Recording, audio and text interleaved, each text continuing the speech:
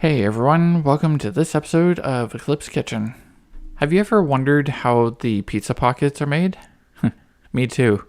I experimented a bit and figured out what works. These are a lot of fun to make and super tasty.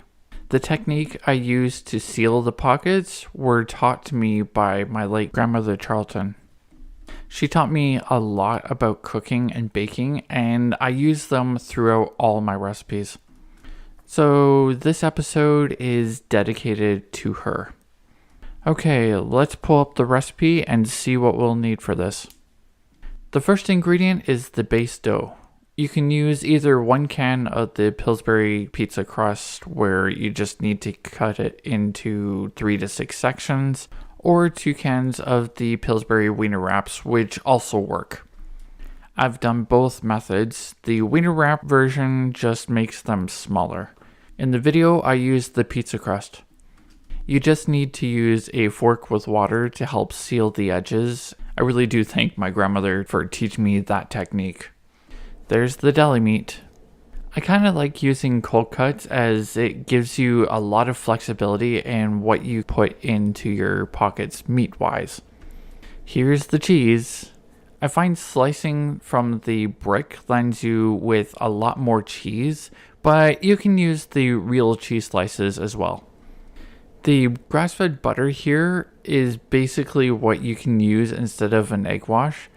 You just want enough melted butter to brush on the tops of the stuffed pockets. Here's the flour. This is mostly so the dough doesn't stick to the counter and so you can stretch out the pizza dough if you're using that. The basil, oregano, and garlic are for on top of the melted butter, as this will be a nice finish to the pockets and evens out the flavor. This is what helps make the meal super satisfying. This is a nice addition if you want yours more pizza-like. I just use about a tablespoon of the Classico 4-cheese pasta sauce, but you can also use pizza sauce if you want. Alright, now on to the main portion of the show. Okay, round. So tonight is the stuffed pockets take 2 for me. You guys just this. Take 1 didn't exactly load, and had to do a lot of things to it, so I decided to re-film this on my end. Okay, so I got that. Need the oven at 350 or 375. I always cook it at 375 for this type of stuff. I got my pizza crust. You can also use the wiener, or a couple of packages of the wiener wraps, which does the same thing. Just makes them a lot smaller. These ones you can customize how big you want and how many. I think I'm going to be doing about 3, maybe 4 of them. I think I'll do 4 of them, since I got the amount of cheese that I need for 4. So, before I even open that thing, I can make sure that my stuff is there. I'm going to put that sauce. I'm adding a little bit of sauce to mine because I want a bit more like a pizza pop. And I'm just gonna get my, this flour is a little bit on the, it's a little bit on the, I always like flouring up my hands because I know this stuff likes to stick, so I want to make sure that my hands don't make it stick any more than it has to. I think I got enough flour on there. So yeah, it says to cook this at 400. I do 350 or 375. It's just kind of one of the nice numbers that it works well with us. And this stuff always scares the living crap out of me when it pops, and then when it doesn't. Where are you supposed to go?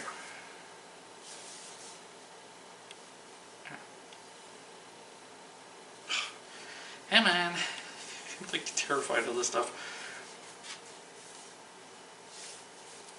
So you're supposed to press Right? Come on. Pop, you stupid thing. There we go. Ugh. That stuff always scares the crap out of me. These.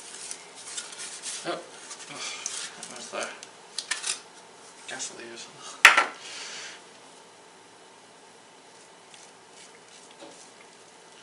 So I'm going to roll this right out. Place it on my nice floured surface.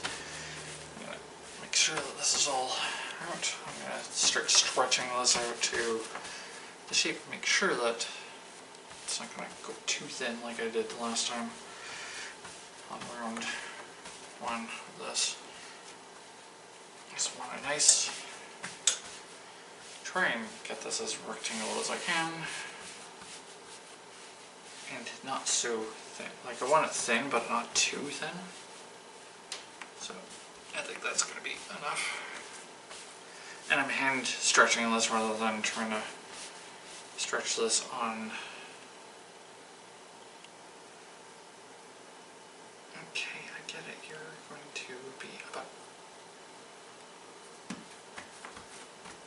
there. So just move over to that side too. That should be about right. I did stretch it a little bit. I just want to get kind of square if I can, or kind of rectangle if I can. And then I'm going to go like this and mark my numbers here. So I'm going to move that flower over there.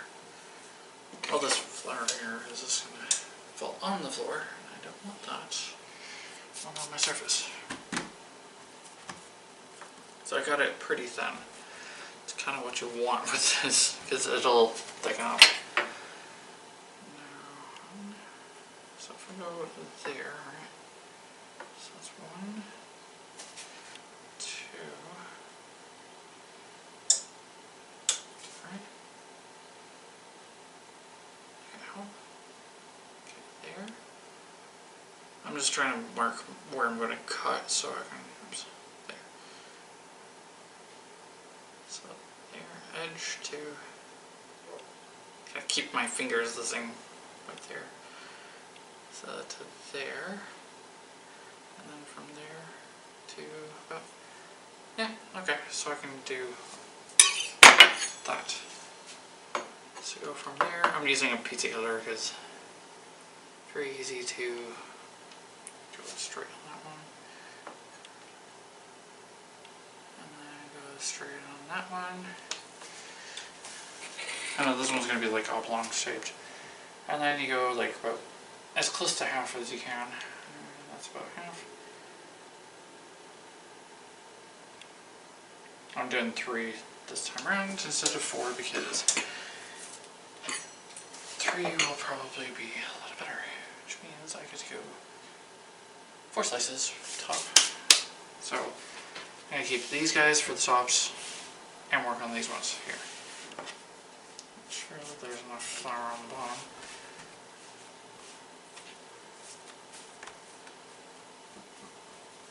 There we go. Make sure that there's, yes there's, good. You want to make sure that there's flour on the bottom.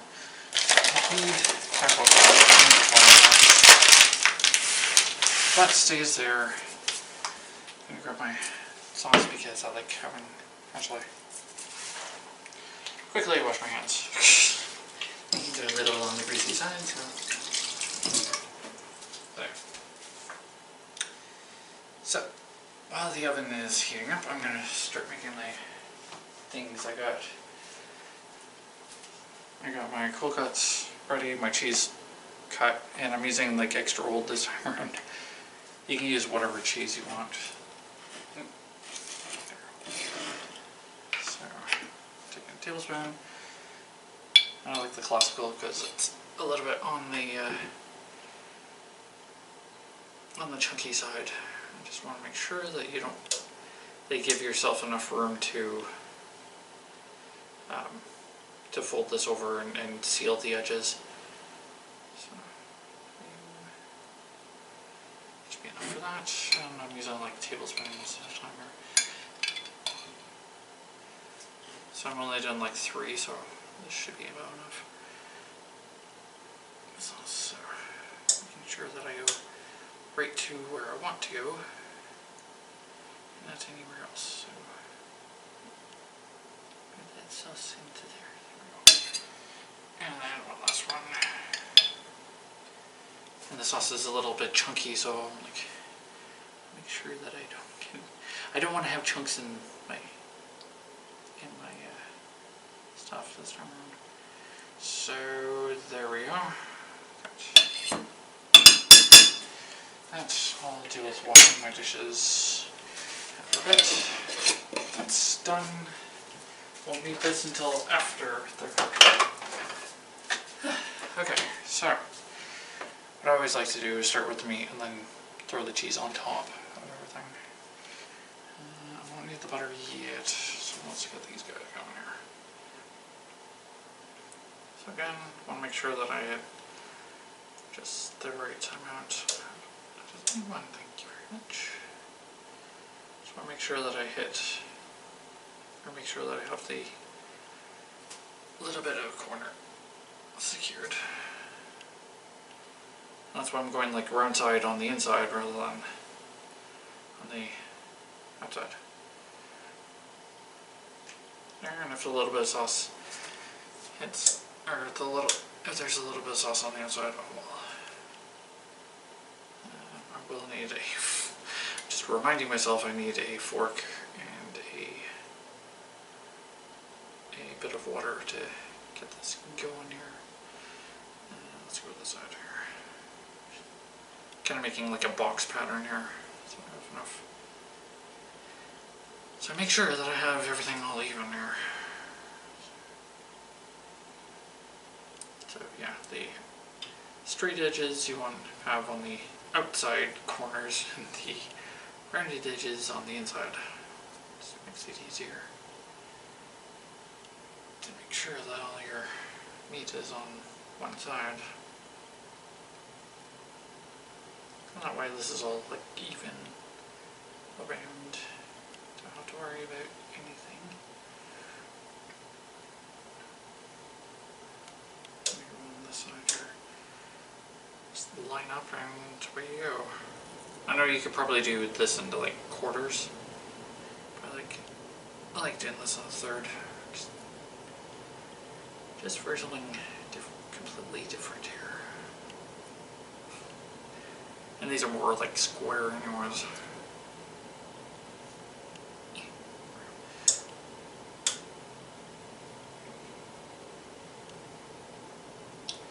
Let's do this side. This side. And the top. Should have enough to do all the slices here. Or all 3 things like a few times. This will just make it like really meaty for me, but that's alright. I do not mind, actually. Kind of do like my stuff really meaty. Should have enough to have a few more slices. Should have a few more slices. 1,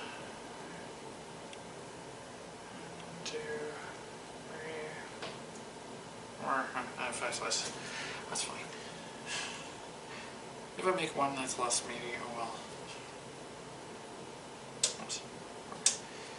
And one next.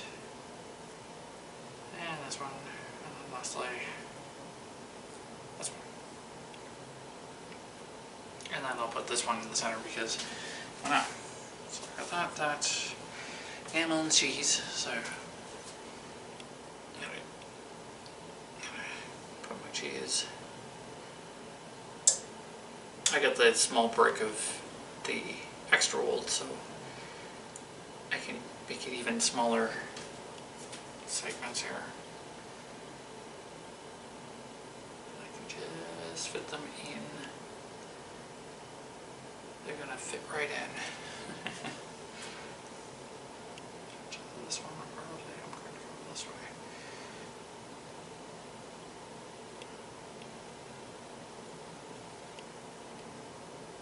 do that type of pattern with that one. It kind of reminds me of Windows. Just the way the cheese is shaped. The way I'm putting it on, like, oh hey, it's Windows. So I'm gonna grab a little bowl, get some butter, and this trick worked the last time I did this recipe. This is only the third time that I've done this. Get my butter, little fork, something my grandmother taught me when I was a kid cooking is just wet the edges of your dough. Make sure that it's got a little bit of stickiness to it, and the water will evaporate in the oven anyway. So you just want to make sure that the edges are there. And then, since this one's got to work on the top, I'm going to stretch this out a little bit. This one's going to definitely leak. Is that, or it's going to be like perfect? It's most likely going to leak. Okay, fine. So there, I just want to make sure that this sticks onto there. And stretch it over. So what you want is to stretch the dough onto the other dough, just so it's there. And I'm not done yet. It's only just to get the dough onto the dough. And there's my oven. So I just want to make sure that my edges are where they should be.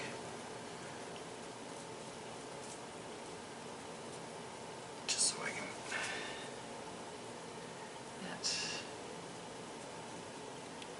okay, I'll come back for that in a second because I want to put the tops on first and then worry about doing everything else. And this is the same trick that you would do for peanut butter cookies. You stick a fork into water. With peanut butter cookies, you push them down, but this just gets the dough nice and sticky,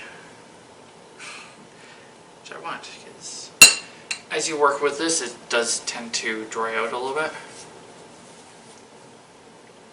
So I want to make sure that I have this going the way I need to, and then I press down. I stretch the dough to where I need it, press down. This is step one of many. This wants to go that way. Okay, fine. Just want to make sure that everything's all there. No air pockets. Just making sure that everything's all stick together.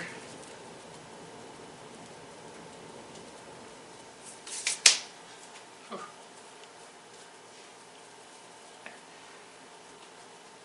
So I got the first one and the second one done, and I'm on to the last one. So I'm doing like only 3 here this time around. You can do like 3 to 6 of them. Depends on how thick you want these. I tend to stretch out the dough to as thin as possible, and then see. Could have done it in quarters. I felt like doing this. So again, stretching the dough just a little bit. It's a little translucent, so. Oh, come on. Get onto the. There we go. So I want to make sure that the dough is. You're sticking already. Okay, fine. Fine. This will happen sometimes where your dough it'll start sticking right when you don't want it to stick, and won't stick where you want it to stick. So this is only like the first part. Just want to get these sealed up, kind of, as best as I can. Didn't exactly stretch this one out as much as I wanted. So that's what I'm doing right now. I'm just pressing on the edges, making sure that they're as crimped together as I can. And now on to the next part. Taking my fork again, grabbing the edge.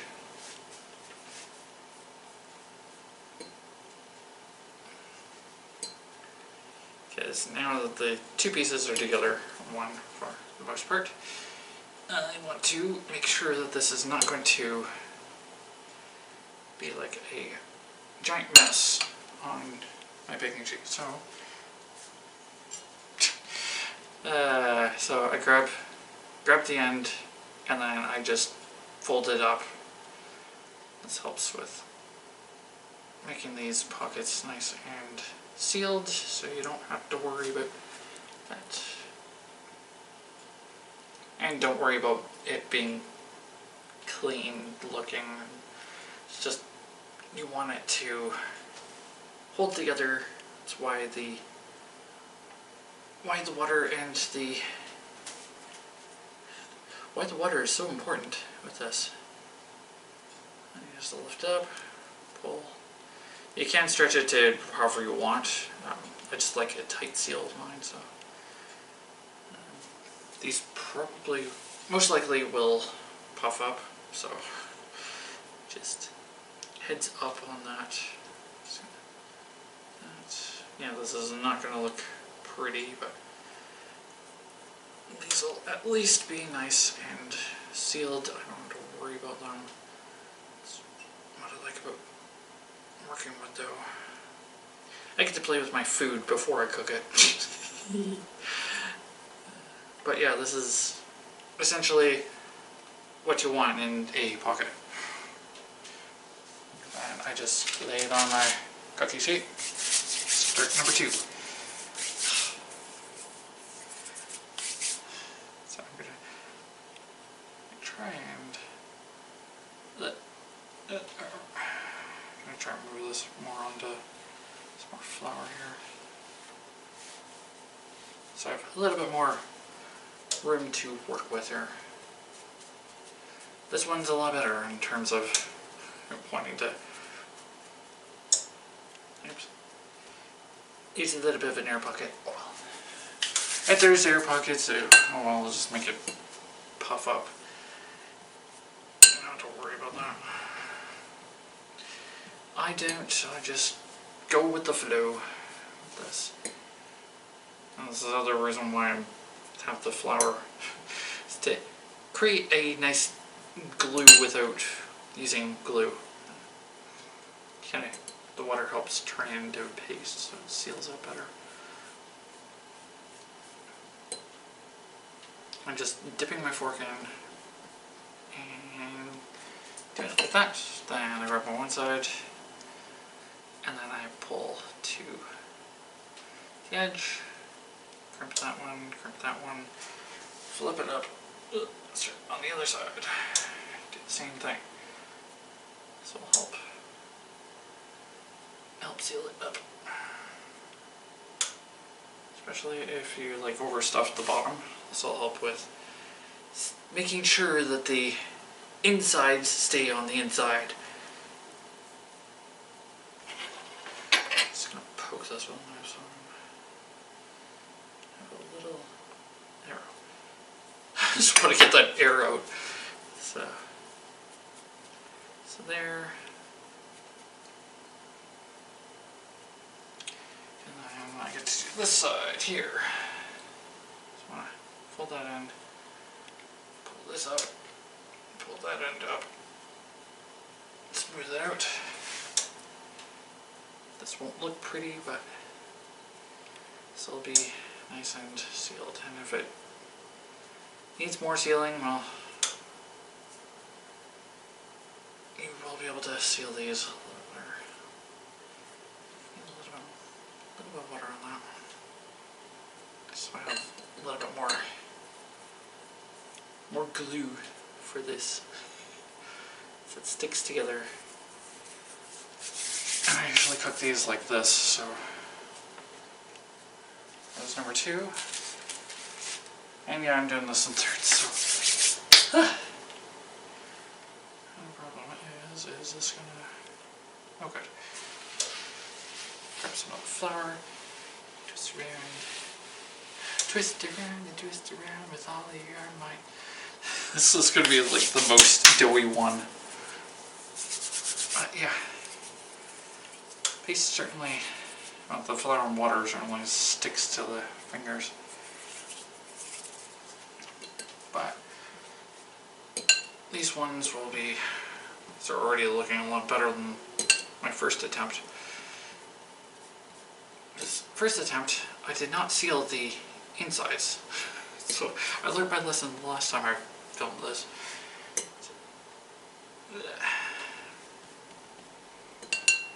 This time I'm making sure that everything is going to be sealed up. Got my paste. Nice and sticky, good. And then I just fold up, smooth out. I know this one's gonna be like super doughy. That's right. You just want to go to the edge of your food. You want to seal that as much as you can. So yeah, this is gonna be like super doughy on that side.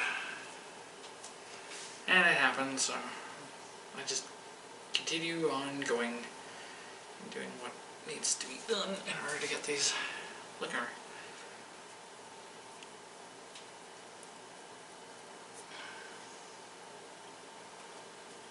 I'm going to fold this way. So yeah, the water will help keep this sticking together. And if it does have like a few corners that are like not wanting to lay down, you can always add a little bit more water to them and it'll help lay down. I'm going to be adding butter to this anyway, so this. So they don't look pretty, but they are tasty. So put them relatively in place. I'm going to take the flour off my fingers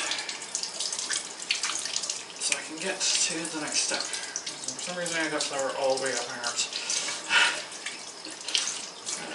So wash my hands. Then back in the water to rinse them off. Oven's ready to go. I just have to do the garlic butter now, which is the other fun little bit. So that goes over there. My dirty dishes. I kind of want to wipe up my counter first before I do the garlic butter. That way I have a clean counter. I can. So my method for cleaning up this type of mess is. I know I have like a gigantic broom. Oh, I can. Okay. I think I can. Okay, I'm gonna take off the pole for a second because I really don't need that huge pole just to sweep up. And I literally just sweep up the excess bits of flour. Cuts down on the amount of cleaning you have to do. Just brush it into the dustpan, toss it. There you go.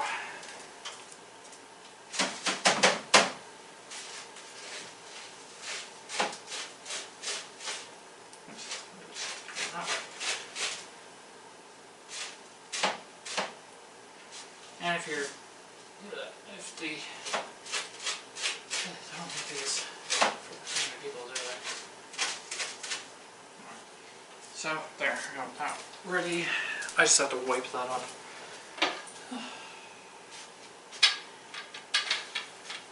But yeah, usually you have like a small dust broom for this type of stuff. So.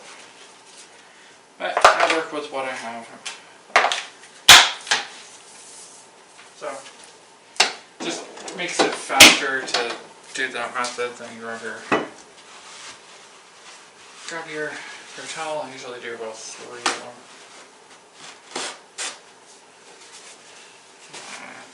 Into the water it goes. Wringing it out to make sure that I get all the excess water out. Those are looking good. I just have to do the butter. Just give me a second. I want to wipe this up so I can center my. I do a vigorous wipe with the first one. Try and get as much as I can off. And it goes like quick on how dirty this thing gets, or how dirty one gets. The majority of this cleaned. I'll toss that in there for now. Then here comes number 2.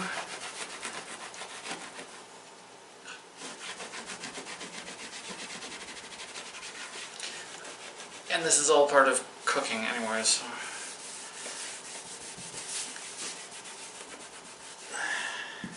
This is like half the battle. Is cleaning up your messes. It's almost done in a few spots, and I always like using like a faraway light, and then I bend down, and then once I see the reflection I can see where I need to wipe more and such. So that's basically ready, and then I'll just take a paper towel or 2, wipe up the counter just to make sure that I have all the flour stuff off, which I do, and now I can wipe my counter. I do all that before I continue on, because raw dough you do not want to keep on, or you don't want to have raw dough on your counter for that long, so that's why I try and wipe it up as quickly as I can. Now I can do this. Don't need one out, just need that. Need to put this in for 10 seconds or so. You just want a little bit of melted butter, so just takes a few seconds to melt butter. You just want enough to brush on, so that should be just about ready. Okay, oven, butter is mostly, that should be good enough. Yeah, that's gonna be a little chunky. Oh well. So I basically grab my butter and then I brush it on. And this just adds your fat content. So you have a more satisfying meal, and it tastes good when you put the garlic on it. So instead of doing an egg wash, which will make the thing shiny, this will give it a nice matte finish, give it a little bit of buttery taste, and fits better with garlic.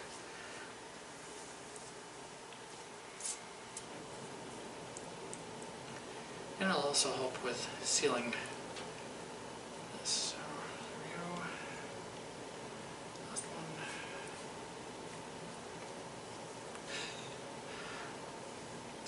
I like butter, so I'm like, you don't have to put as much as what you're seeing, but you can put as much butter as you want on it. Just want it enough to coat everything.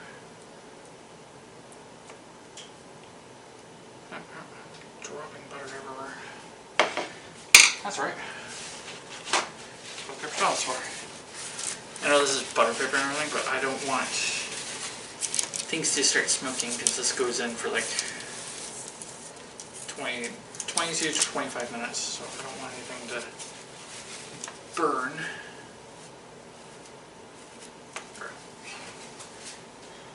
So, garlic first, then the other. I always like, I actually kind of like the oregano. I usually do basil when I do garlic, but the oregano kind of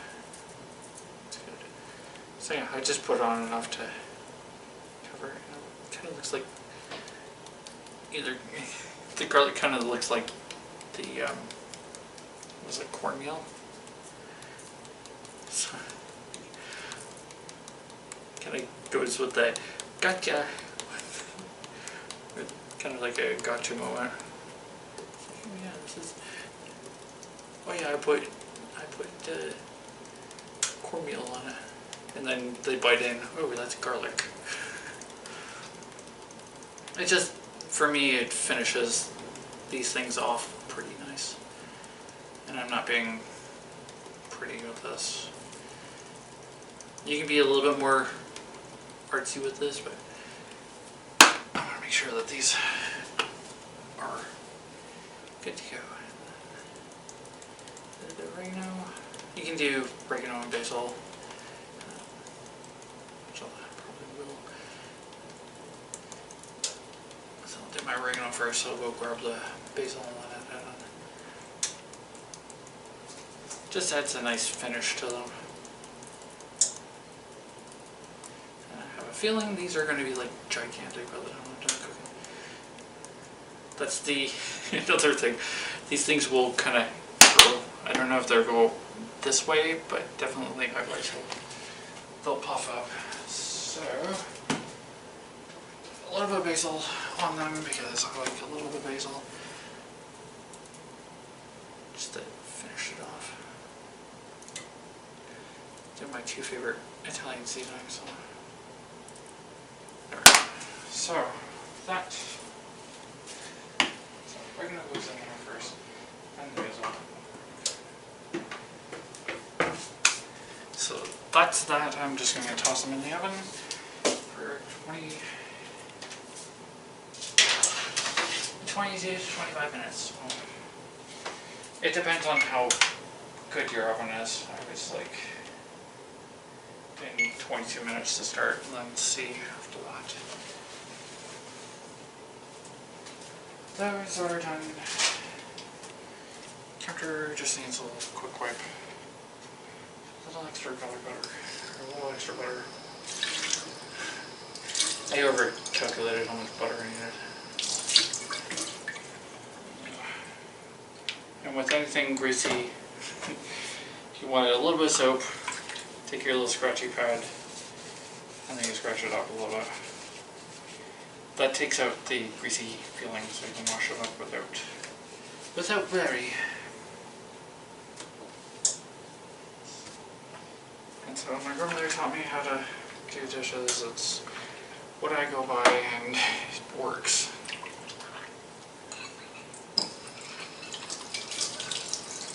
So yeah, so in 20 minutes that'll be ready, and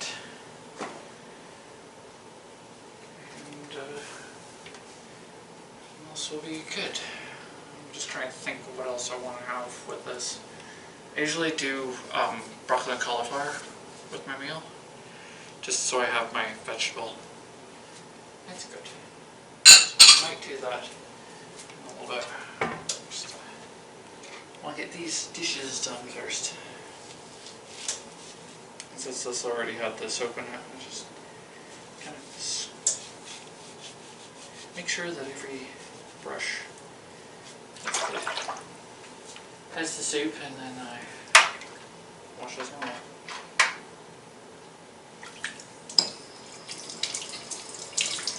It is a very easy meal. It takes not even 30 seconds to do cut the cold cuts in half and cut your cheese and such. So the prep is very fast, but in terms of cooking time or making time, it's about maybe 20 minutes. It depends on how big they are and how fast you are. I kind of like taking my time on this, just to make sure that I get everything done right. Yay, so 20 minutes to go.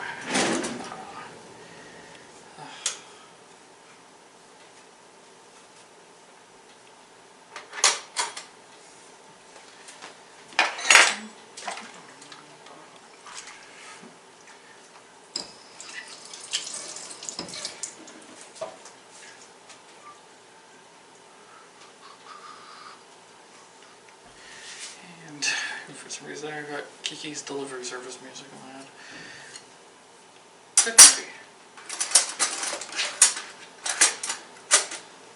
Very good movie, actually. Look at this. I'm almost done my cleanup. I just have those few to do, and that's it. I have like what? Cutting board, the pizza cutter thingy, the quarter cup, and another small bowl. So, yeah. Doing the cleanup while your food is cooking saves on time.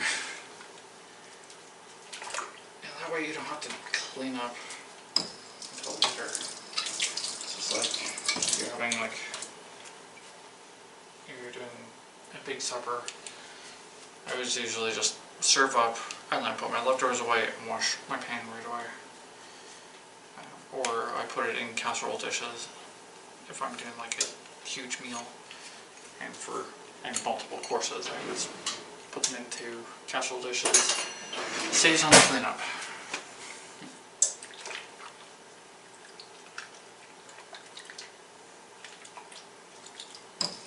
And usually I only have like one helping of food anyways.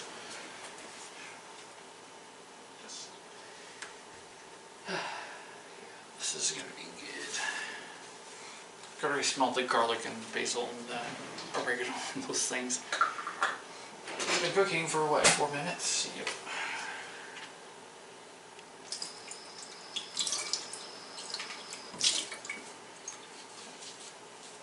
Put a little bit of flour all over this thing, so I want to make sure that it doesn't turn to glue. Cleanup is a breeze, as you can see.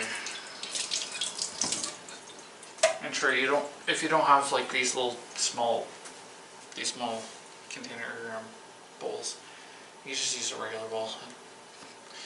It's just like these small ones for their convenience. Knowing I'm going to have those, I'm probably going to use a small bowl for my sauce. Just so I can have something to dip them in. Okay. Push the cheese off. And I like these bamboo cutting boards, especially for like when you're doing like your vegetables and cheeses. It's non-porous. You take care of it well.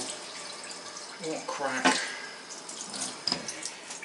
The people that made these ones, these boards, they only did them too thick, or like too bamboo thick.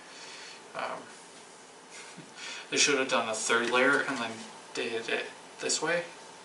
When you do everything in one direction, it doesn't make it as strong as you think. You always want to have a centerpiece that's going the opposite direction.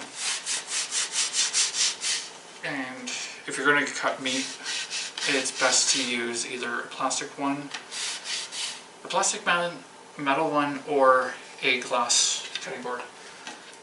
That way you don't run the risk of contaminate or cross-contamination and having salmonella grow on your board while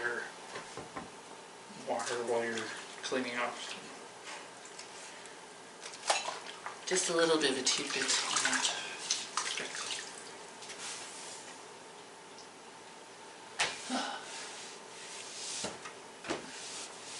So there, I'm just wiping up my counters. And I still got about, what, 15 minutes. Yay. The anticipation is just there. I'm like, I can't wait for this food. I want this food now. Because I know how tasty these are. From my second attempt, that one was fantastically tasty. These ones are probably going to be even better because these ones should be properly sealed together, so nothing's going to be leaking out. And that's going to have they're probably going to be like cavernous, which is fine. It just means that there's there's an air pocket inside. So there, counter's wiped, dishes are done. God, this smells so good. Just finishing up cleaning up. I always like making sure all my counters are wiped.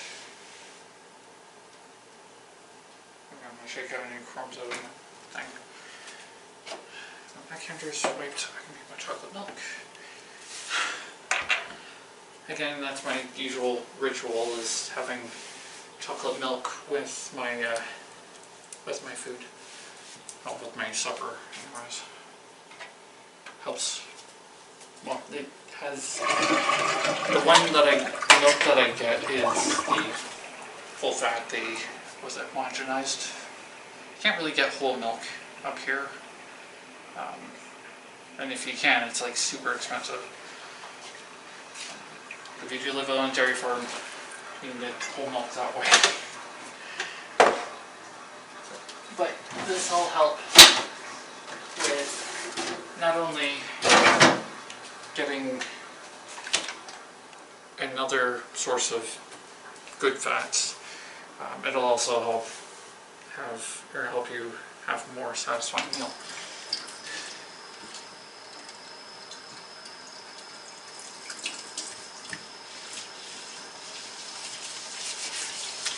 Wiping all this stuff. Only 1 hour cleans these counters.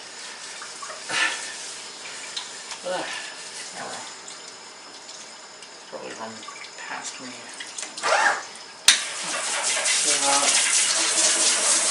The front portion ready.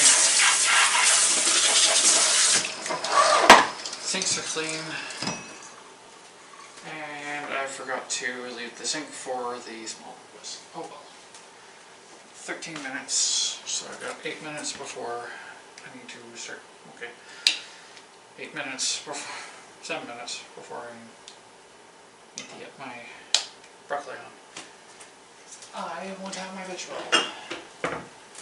So, yeah, actually, here, why don't I just bring it over here so I can see. It's being way the hell over way, and that's still bald. That's still mind-boggling. You have baked milk instead of 4-liter jugs. Still baffles me.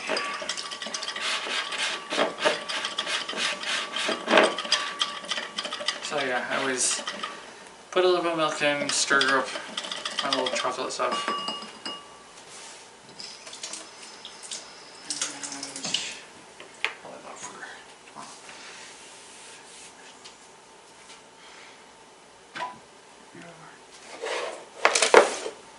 And I just have enough in here, I think.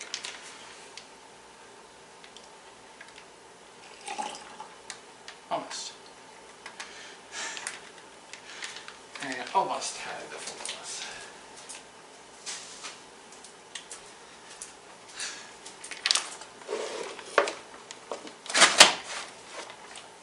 You always have to. I don't get that where you have to smack the bottom in order to get the thing to get, or in order for the bag to be on the bottom. Don't get that. Again, used to 4-liter jug. Again. So I have my milk. Got my nice cold glass of chocolate milk for my drink.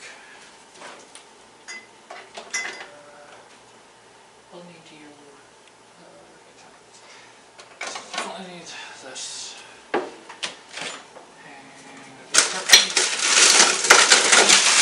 which I have plenty of. I need my big bowl.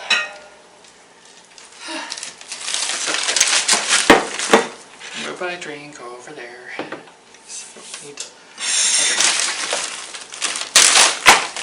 And these are like gigantic bowls, so I don't want to have like too many. I also don't want to have a small amount. So I'm sure that how to use what I have. Oh, they do put stuff in there.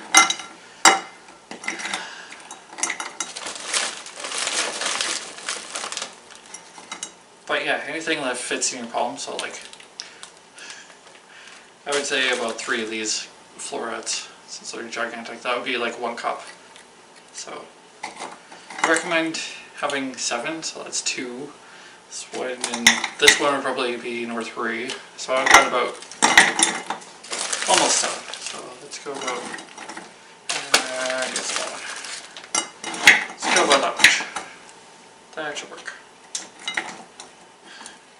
Salt could be like they'll cook down too, so like, I don't worry about that. I'll actually put more in. 9 minutes.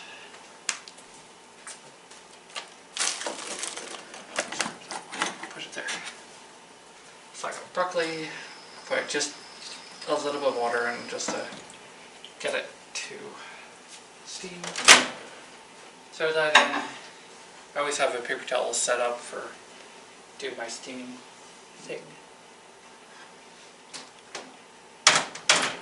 Throw it in for 5 minutes. There we go. Looks like I need to go get more broccoli. I go through broccoli and cauliflower almost as fast as I go through all my other vegetables. The reason why is because I'm getting a lot of good vitamins in that. With that. So I need my big spoon now. So I need that. Plate. This is ready.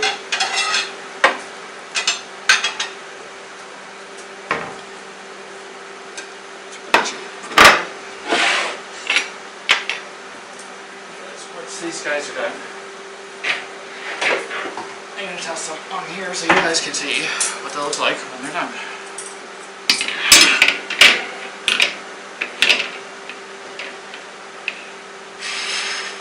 There we go. I'll actually move it right there. And put my chocolate milk there.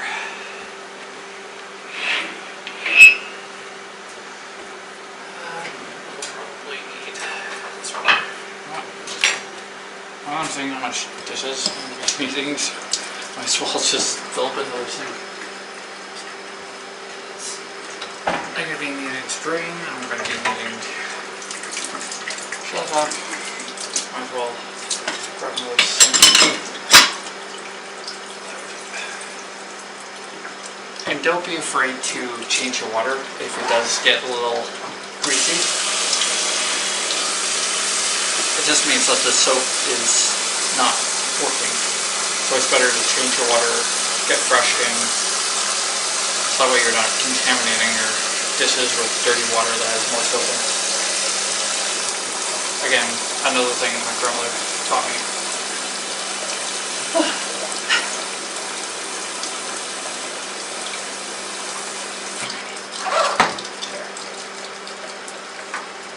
My grandmother taught me a lot about kitchen stuff. Granted, she was like the old-fashioned school marm, so she did get things right. But yeah, she taught me a lot about cooking, baking, how to do all that type of stuff. So I know I got one recipe that is all my grandmother. I just tweaked it just a little bit to fit my own personal taste, but the recipe itself is the same. And that would be the mac and cheese deluxe. I usually use shells because I like fun pasta, but everything else in that recipe is the same.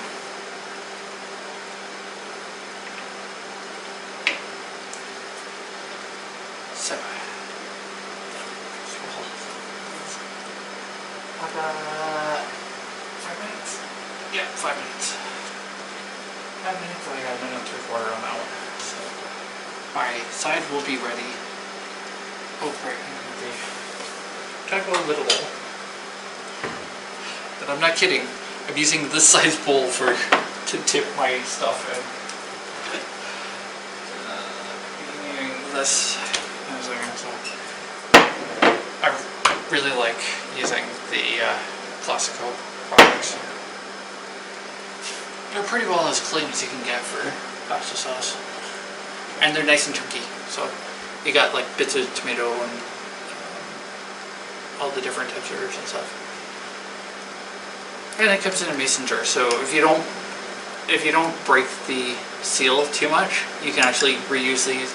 You just have to soak the label, and then you can reuse them for either canning, or you can just remove the lid completely, wash it up, and use it as a glass. I know a friend of mine back in BC used to do that, and what they did was they had the homemade kiln, and what they would do is they would take like a piece of glass and then kind of melt it right onto the mason jar and have their own glasses. Pretty ingenious. But yeah, these are the most versatile jars that you can get. You don't even have to pay anything, you just wash these guys up, sterilize them, use them for canning, and that'll be this. Alright, 3 minutes on that. So yeah, this is going to be very, very good. Actually, not very good. So, broccoli is ready to go. And so is my sink. Good.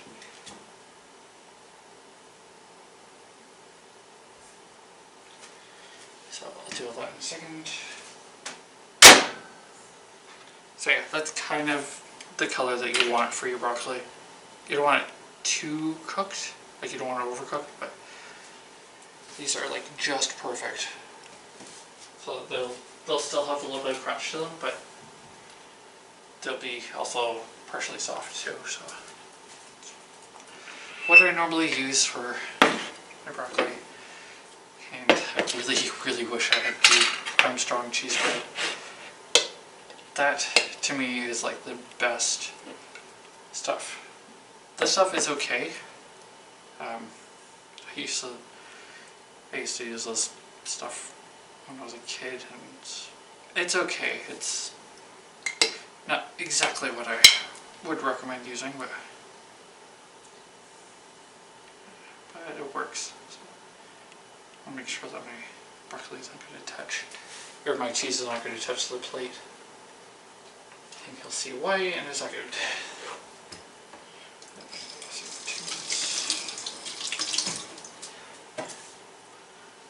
And that's basically an empty jar. Okay. So I'm actually just going to fully empty it. It's going to make my broccoli like super cheesy, but that's alright. I'm kind of a cheesy person anyway, so. And there's the last minute belt. So just going to empty this out because there's not that much left in here, and I don't like having an empty jar, or a practically empty jar, in the fridge. So I'll take a piece of broccoli, smush it down, take another one. Shall I take this one here? And yes, this is very hot. My rate doesn't exactly feel much, so okay. Use that to my own advantage. Well, my own disadvantage, I guess. Because I don't feel the heat. So, that'll be ready in 1 second. 11, 10, 9, 8, 7, 6, 5, 4, 3, 2, 1, done.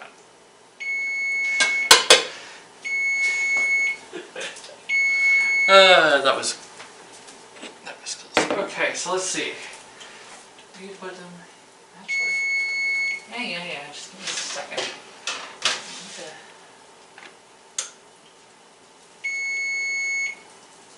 Yeah, I think I'm gonna put them in for another 3 minutes.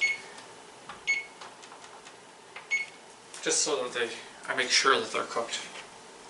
They look like they're cooked right now, but I'm going to make sure that they're really, really cooked. I got my side already. I just had to throw my sauce into my bowl, and I should be ready for that part. But you did they did kind of puff up a little bit. Stayed relatively the same size width-wise, so that's a good thing. Don't worry about them being like uber gigantic, just super thick. But yeah, I was using the extra old with this meal. You can use any type of cheese that you want. Works all the same. It's just like extra gold for this because it's a little bit sharp cheese and a little bit of drier cheese, so any moisture that's in the any excess moisture that's in the pockets should dry up with the extra old cheese, which means that the cheese itself will be more gooey, as I learned over the years of cooking. So there we go. My cleanup is just about done. I just have to wait till this. So I got my food. Yeah, I got my broccoli in there. I'm gonna let it kind of sit. It'll kind of create its own heat from back and forth in here. That's why I like using the glass plate rather than the porcelain ones, or the ceramic ones, because that traps in the heat a little bit better than ceramics. Ceramics will just keep the heat in the plate rather than bouncing it back in. Okay. So, okay, fine. You know, it's 30 seconds extra. But yeah, they stayed relatively the same, and as I figured, there's one that's kind of leaking a little bit. I didn't seal it properly, but the other ones I sealed really well. So yeah, that's what these guys look like. They're like massive, but they didn't grow like width-wise. They just grew up and down. And with the garlic on top, I don't have to worry about this extra old cheese. I think it's because I left a little bit too much. But here we go. And this is basically toast, so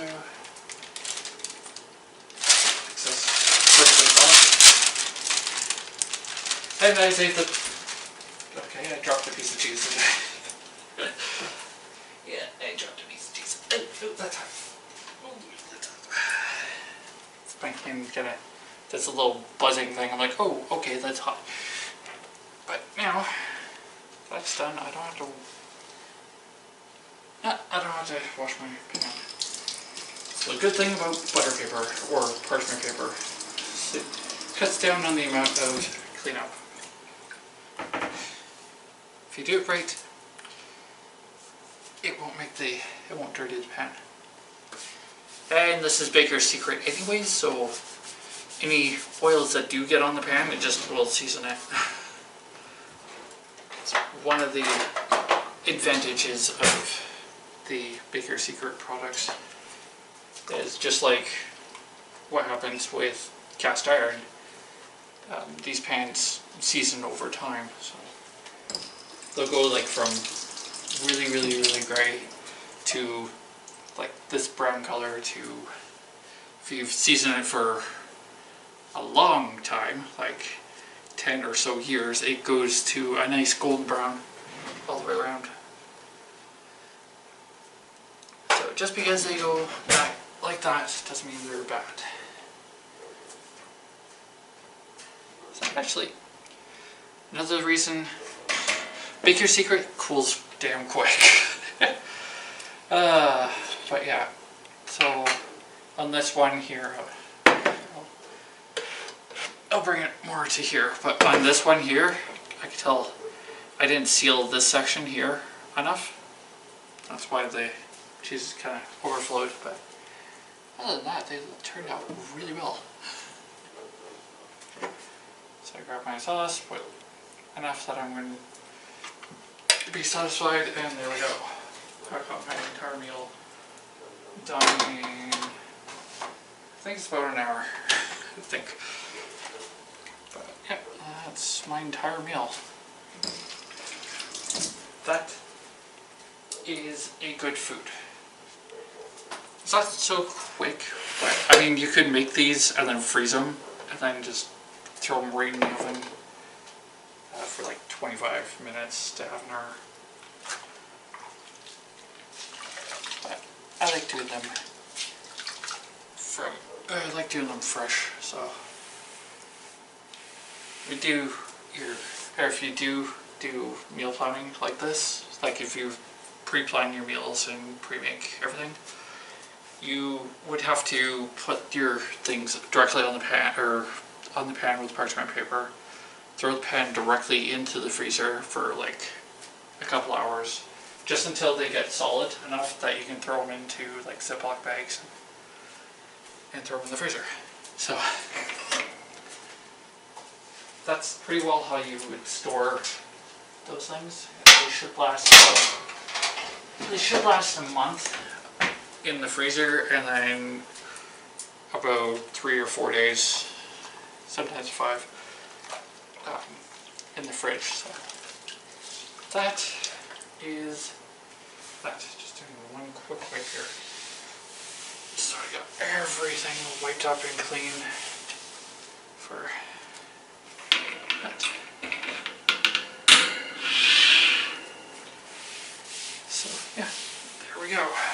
That is the stuffed pockets. Well, that's pretty much it for making this meal. Hope it was somewhat enjoyable and educational.